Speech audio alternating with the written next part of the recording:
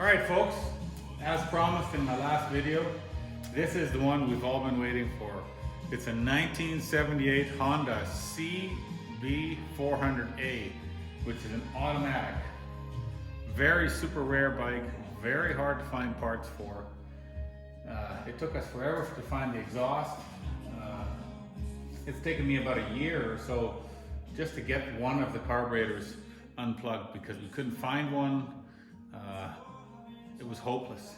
That was the one thing that was stopping this project from getting done, was an intermediate jet. The port from the intermediate jet to the air bleed screw on the engine side for the idle circuit was plugged.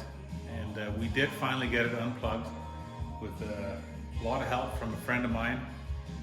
And now we're gonna get this bike finished. We've done valve adjustment, carburetor clean, exhaust, fork seals, Avon Cobra chrome tires. We flushed the brakes, new brake pads. I think we even lined the tank, new battery.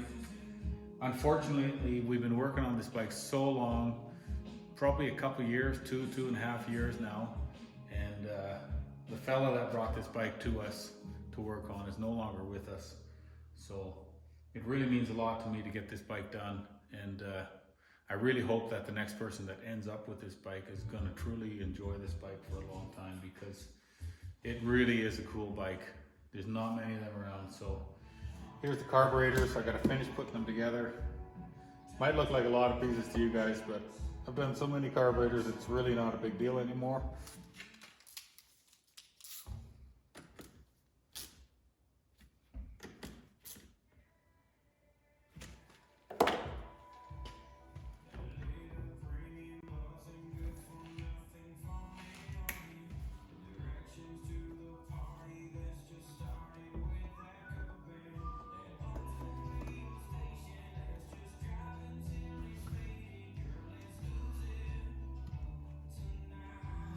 Basically, make sure that you take these, when you put these together, put them together exactly like you took them apart. The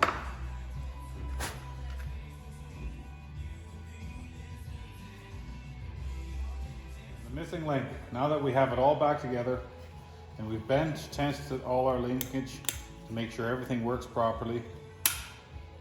Now we're going to wiggle these buggers back into these old hard rubbers and yeah, put our cables on. There's a little trick I'm going to show you guys which helps with these old carbs and these boots. But you have to make sure there's no fuel around you or anything flammable. Heat gun. Sometimes you can slowly warm these up a little bit, blow a little air in there. You can use a heat gun or a hair dryer and warm them up. That'll help you with these older boots, keep them from breaking or cracking. So now that we have this bike running on 2 cylinders, we need to synchronize the carb. We have this tool from Motion Pro Sync Pro, and so we're going to synchronize the carburetors, and then we can put our mount on in our tank and take it for a ride, see if we need to adjust the clutch or anything. So now I'll show you what a properly synchronized carburetor looks like on the vacuum gauge and what it sounds like.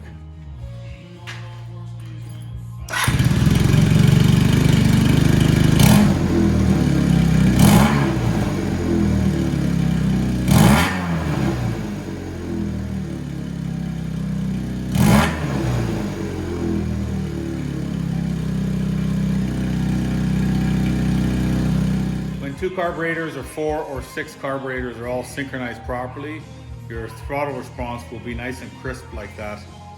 You got to keep these fluid levels the same throughout the entire RPM range. Now we're going to finish tying up our wiring, put the screws back into our battery box, hook up a couple vacuum lines, top engine mount.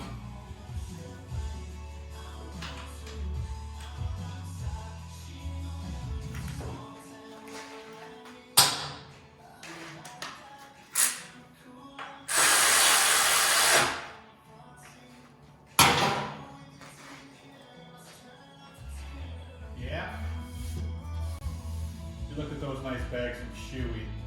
I've had a lot of people ask me about these bags if they were for sale. They are pretty nice.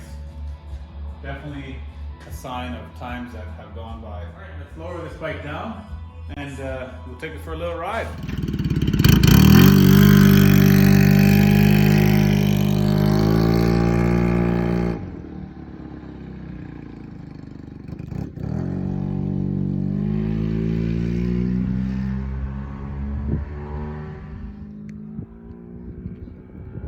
Fuzzy.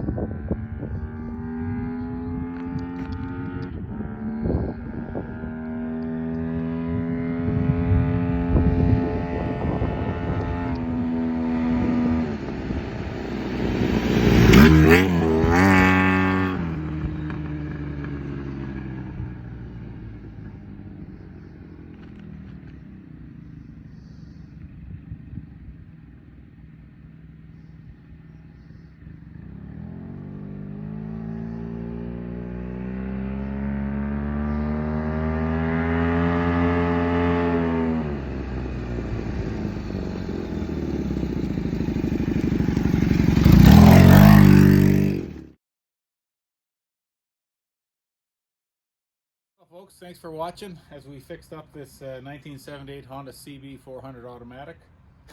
It took us about probably 2-3 years to get this puppy going, and unfortunately the owner for this bike is not with us anymore. So we hope that this bike goes to somebody who can truly appreciate it. It really runs good, clutch works good, and you know, it'll do about $110 with me on it. I'm 230 pounds. That's pretty impressive for a little 400 automatic. So anyways, thanks for watching, guys, and we'll see you tomorrow with the next one.